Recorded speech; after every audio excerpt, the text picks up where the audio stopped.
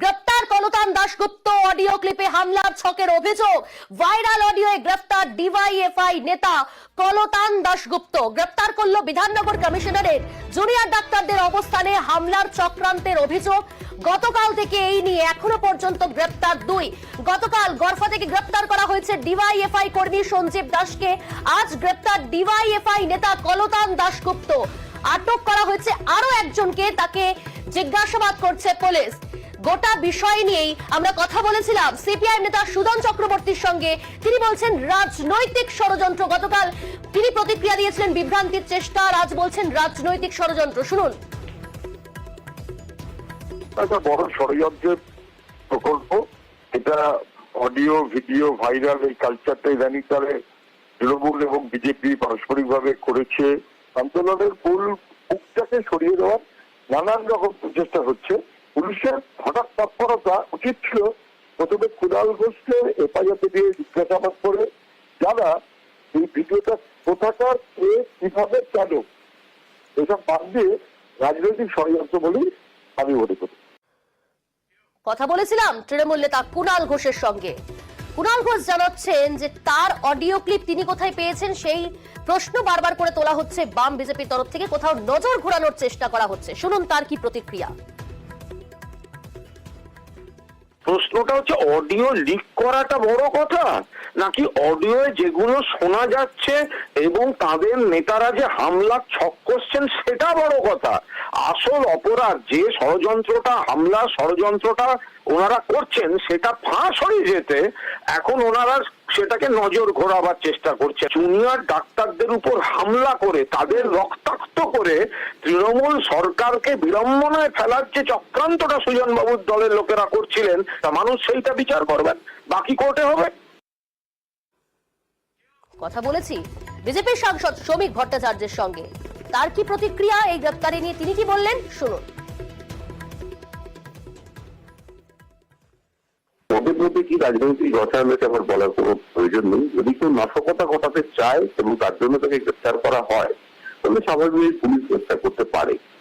কিন্তু প্রশ্ন হচ্ছে কুণাল ঘোষের অডিও ক্লিপটা এলো কি করে, কে তাকে সাপ্লাই করলো? এটা কি তার মানে কি পশ্চিমবঙ্গের প্রত্যেকটি ঘটনায় মানুষের প্রত্যেকটি দৈনন্দিন জীবনের সমস্ত কথোপকথনের উপরেই এই সরকার সার্ভিলেন্স থেকেছে? কলতান দাশগুপ্ত নাশকতা করবেন, কাজ করবেন বলে তো এরকম দেখে মনে হয় না। অনুপ রয়েছে আমাদের সঙ্গে। অনুপ, তোমার কাছ থেকে জানতে চাইবো, তুমি যেমনটা জানাচ্ছিলে যে এই ঘটনায় আরো একজনকে আটক করে জিজ্ঞাসাবাদ করা হচ্ছে এবং সেও ডিওয়াইএফআই কর্মী বলেই জানতে পারছো। পুলিশ সূত্রে এখনো পর্যন্ত আর কি কি তথ্য সামনে আসছে? কোন সূত্র ধরে এই তৃতীয় ব্যক্তিকে আটক পুলিশের? পুলিশের পক্ষ থেকে জানানো হয়নি, তবে নিশ্চিতভাবে ইতিমধ্যেই পুলিশের পক্ষ থেকে দুজনকে গ্রেপ্তার করা হয়েছে এবং তৃতীয় যে ব্যক্তি তাকে কিন্তু কোনো আটক বা কোনো কিছু বলা হচ্ছে না। অনুপ একটু সঙ্গে থাকো। কলতান দাশগুপ্ত তাকে নিয়ে আসা হয়েছে এবং তাকে গ্রেপ্তার করেছে পুলিশ। কি বিষয় এখনো পুলিশের পক্ষ থেকে জানানো হয়নি, তবে নিশ্চিতভাবে কোনো ষড়যন্ত্র আছে। তাহলে আসল নির্যাতিতার বিচারের ঘটনাটাকে সরিয়ে দেওয়ার জন্য এটা রামদুকে চাপ দাশগুপ্ত তাকে নিয়ে আসা হয়েছে কি বিষয় এখনো পুলিশের পক্ষ থেকে জানানো হয়নি, তবে নিশ্চিতভাবে কোনো ষড়যন্ত্র আছে। তাহলে আসল নির্যাতিতার বিচারের ঘটনাটাকে সরিয়ে দেওয়ার জন্য এটা কলতান দাশগুপ্তের প্রতিক্রিয়া আমরা শুনলাম। তাকে নিয়ে আসা হয়েছে এবং তাকে জিজ্ঞাসাবাদ করা হবে, গ্রেপ্তার করে তাকে নিয়ে আসা হয়েছে থানায়। কিন্তু এখান থেকে আমি অনুপের কাছে যাব। অনুপ, কলতান দাশগুপ্ত স্পষ্টতই জানাচ্ছেন যে নির্যাতিতার বিচারের দাবি, সেই দাবি যে যারা তুলছেন সেখান থেকে সরিয়ে দেওয়ার চেষ্টা করা হচ্ছে। তার মানে তিনিও ষড়যন্ত্রের কথাই তুলছেন পরোক্ষভাবে। এবং একই সঙ্গে জানতে চাইবো, যেমনটা বলছিলাম যে আরো একজনকে আটক করে জিজ্ঞাসাবাদ করছে পুলিশ। সেই তাকে আটক করে কোন সূত্র ধরে তাকে আটক এবং কি কি জিজ্ঞাসাবাদ করা হচ্ছে তাকে, পুলিশ সূত্রে কি জানতে পারছো?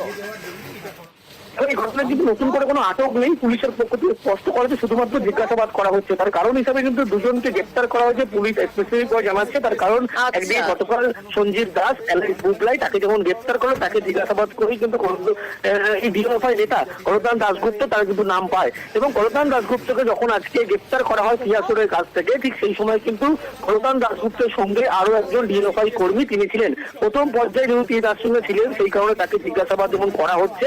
শুধুমাত্র মাত্র জিজ্ঞাসাবাদ প্রক্রিয়া এমনটা পুলিশ বলা হচ্ছে। তো আটকের ঘটনা এখনো পর্যন্ত পুলিশ কিছুই করে কিন্তু বলছে না। তার কারণ হিসাবে কিন্তু এই দুজনকে গ্রেপ্তার করেছে, আজকে বিধাননগর আদালতে পেশ করা হবে, নিজেদের হেফাজতে নেওয়া হবে। এই যে ঘটনা, সেই ঘটনায় পিছন থেকে কোনো ব্যক্তির মদত দেওয়ার কোনো ঘটনা ছিল কিনা, উদ্দেশ্য কি ছিল গন্ডগোল পাকানো, এই সমস্ত বিষয়ে পুলিশ খতিয়ে দেখছে। সেই কারণে কিন্তু হেফাজতে নিয়ে জিজ্ঞাসাবাদ করে জানছে এই ঘটনায়। যাকে